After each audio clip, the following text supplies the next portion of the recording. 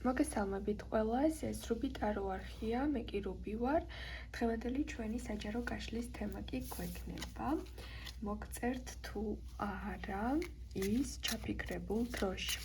დღეს ჩაფიქრებთ თქვენთვის სასურველ დროს და ნახავთ, მოგწერთ თუ არა ამ დროის მანძილზე ის ადამიანი, ვისაც გინდათ რომ პასუხი მოგცეს ტარომ. გვექნება სამპოზიციანი გაშლა, ეს იქნება პირველი, ეს იქნება მეორე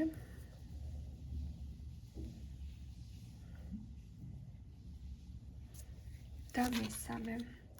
ირჩევთ როგორც ყოველთვის ინტუიციურად ან საყვარელი ციფრის მიხედვით.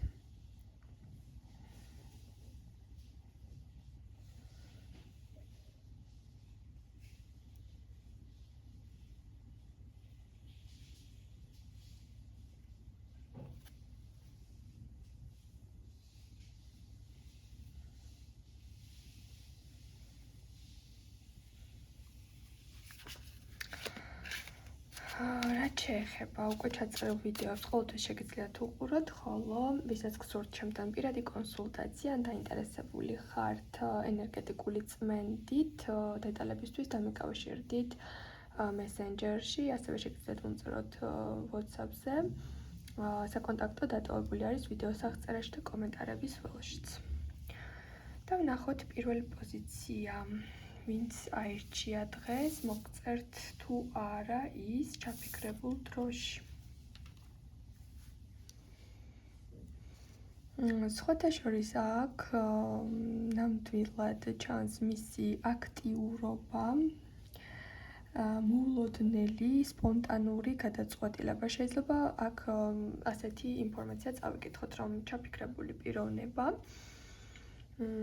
თქვენ მოგწერთ იმ ვადაზე ნაკლებ ხანში, ვიდრე ელოდებით.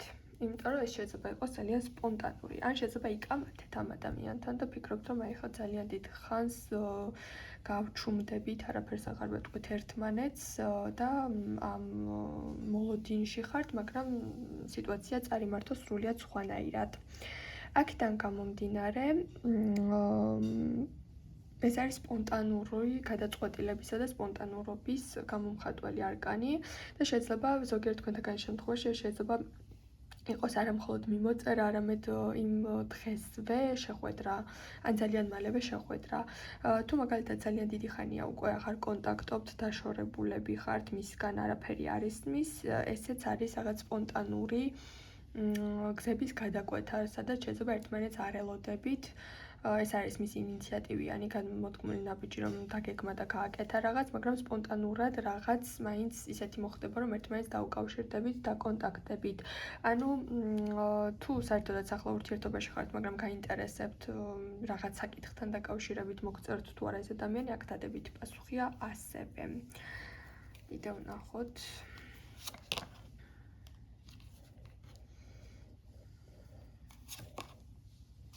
თქვენი ემოციები და განცდები უფრო ჭარბად ამოდის მასთან მიმართებაში, იმიტომ რომ რაღაცა ძალიან განცდიან ენერგიაში ხართ, ნერვიულობთ, შფოთვა გაქვთ, რომ აი ისე არ იყოს, ესე არ იყოს, რაღაც ხომ არ გავაფუჭი, რაღაც ხომ არ დავამძიმე, შეიძლება დანაშაული შეგრძნებასთან აქვს კონდეს საქმე, ან რაღაცა სირთულეს უფრო მოელით, ვიდრე მარტივ გადაწყვეტილებას და სიმარტივეს ამ პიროვნებასთან, მაგრამ კითხვაზე პასუხი არის დადებითი, რომ ეს ადამიანი კონტაქტზე გამოდის და თქვენი მღელვარება, ეს დაძაბულობა, სირთულე, მძიმე ენერგია კარგისკენ შეიცვლება, რა თქმა უნდა. დაგემშვიდობებით პირველებო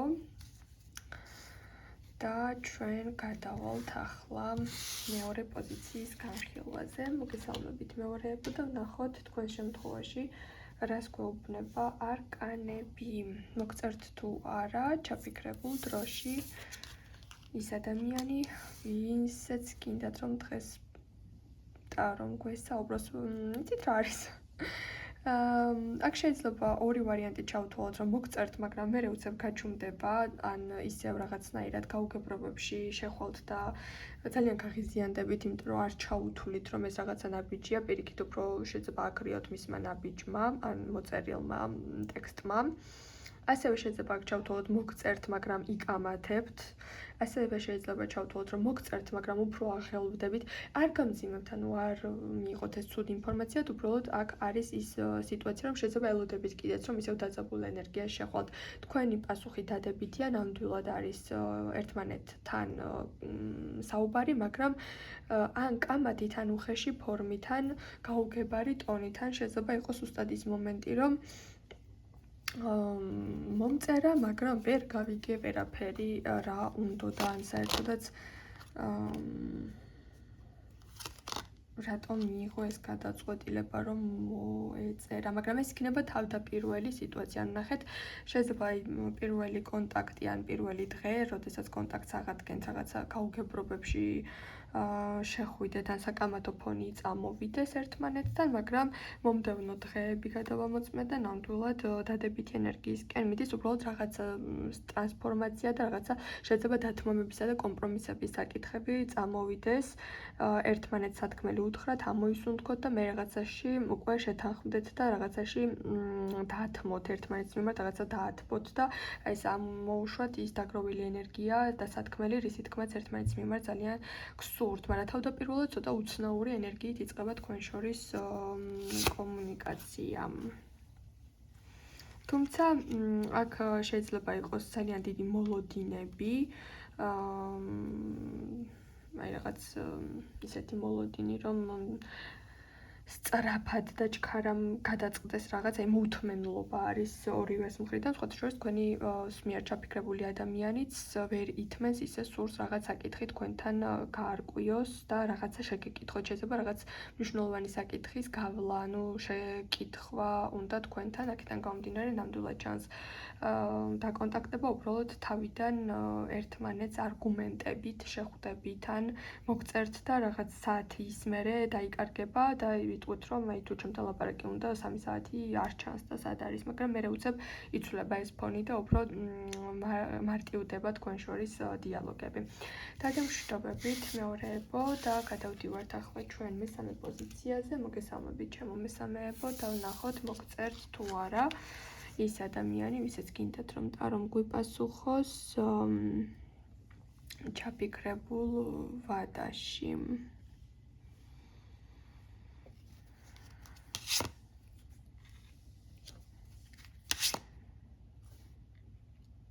ამ პიროვნებას სურს თქვენთან მოწერა და ასევე იცოდეთ, რომ ამ პიროვნებას არა მხოლოდ დაკონტაქტება, არამედ თავის გრძნობებზე და შინაგან ემოციებზე საუბარი სურს, მაგრამ არ უნდა რომ ძალიან სუსტი, დაჩაგრული ან რაღაცნაირად ესეთი გამოჩნდეს, აი ძალიან ემოციური ან ზედმეტად ფემინური გამოჩნდეს, ამის სურვილი არ აქვს, თუმცა სხვანაირად არ შეუძლია იმ თემებზე საუბარი, რის განხილვაც თქვენთან სურს, ანუ უნდა რომ რაღაც თავის გრძნობებზე, თავის შინაგან ემოციებზე, დარდებზე თუ ახელვებებზე რას წინს, რა უხარია იქ ყველაფერზე, უნდა რომ ისაუბროს, ასევე თქვენს მიმართ რას განიცდის, რა თვალით გიყურებთ, რა გრძნობებშია. აქ არის გრძნობების გამჟღავნებისა და გრძნობების გამოხატვის დიდი სურვილი, თუმცა თან ახლავს შიში და არ იცის ეს როგორ გააკეთოს. ანუ შეიძლება ეს იყოს ის მომენტი, რომ დაწერს წერილს, წაშლის, ან ბევრი გამოგზავნილი SMS-ები დაგხვდეთ, მაგრამ ნაწილი წაშლილი ან გადაკეთებული ტექსტებით დაგხვდეთ, იმიტომ რომ ეს არის ხამის საათში მოწერილი ტექსტი, როდესაც ნამდვილად იცის, რომ აი ხომ არიან ზოგი ადამიანი, რომ ისეთ დროს ვაგზავნით თქვათ შეტყობინებას, როდესაც ვიცით, რომ ამ პიროვნებას მაგალითად თქვენ გცალიათ და მაშინვე ნახავთ და წაიკითხავთ. ეს პიროვნება გამოდის კონტაქტზე მაშინ, როდესაც ნამდვილად იცის, რომ თქვენ არ გცალიათ და რაღაც დრო დასჭირდება, სანამ ეს წერილები თქვენთან მოვა და შეიძლება დილით დაგხვდეთ მისი SMS-ები, ახსნა განმარტებები, ემოციები და შეიძლება ცოტა დრამატული ტექსტებიც კი იყოს მისი მხრიდან, თუმცა კონტაქტზე გამოსვლა ნამდვილად ჩანს. შეიძლება იყოს აქ მისი ასე ვთქვათ, დარდების განხილვა, ახსნა განმარტება თუ რატომ მოიქცა ასე და აი თავის მართლებად შეიძლება ჩავთვალოთ აქ, მაგრამ უფრო ამ პიროვნებას სურს, რომ ემოციური ტექსტები გამოგზავნოს თქვენთან და თავის გრძნობები აფიშირდეს და თავის სათქმელი სწორად მოიტანოს, თუმცა არ სურს, რომ ძალიან სუსტი ან დრამატული გამოჩნდეს, მაგრამ ისიც იცის, რომ ამის გარეშე იმ ემოციებს თქვენთან ვერ მოიტანს, რისი გავლაც მას მოუწია ან უწევს. შეიძლება უბრალოდ ის ტექსტები იყოს მისი მხრიდან, რომ რაღაცას ნანობს, ან ენატრებით ისევ, ან ისევ რაღაც გრძნობებშია, რომ რაღაც ან ვერ დაივიწყა, ხო? ან ეს მომენტები შეიძლება ჩავთვალოთ, თუმცა აქ ყველაზე მარტივ ვარიანტში შემიძლია გითხრათ, რომ თუ მაგალითად ურთიერთობა რაღაც უფრო თბილ ენერგიაში არის ეს პიროვნება, თავის გრძნობებზე სალაპარაკოდ მზად არის და დაიწყებს იმის აღიარებას თუ თქვენს მიმართ რას გრძნობს, თუ უკვე ცოტა ისეთი გართულებული სიტუაცია გაქვთ, რაღაცის ახსნა და რაღაცის თქვენთან გულახდილად თქმა სურს, რომ აიცი, მაგალითად, მაშინ მე ესა და ეს ვიგრძენი და ან შეიძლება უთხრათ, რომ უგულო ხარ ან რაღაც თვლით, რომ მას არ ადარდებს რაღაცები, მაგრამ ამ პიროვნებამ თქვას, რომ პირიქით ძალიან ბევრი ემოციები მოგქონდა ჩემთან. აი რაღაც შინაგანი განცდების აფიშირება არის და ღამის საათებში უფრო ეძალება ხოლმე ამის გაკეთების სურვილი. დაგემშვიდობებით, წარმატებებს გისურვებთ ყველას და რა თქმა უნდა, მომავალ შეხვედრამდე.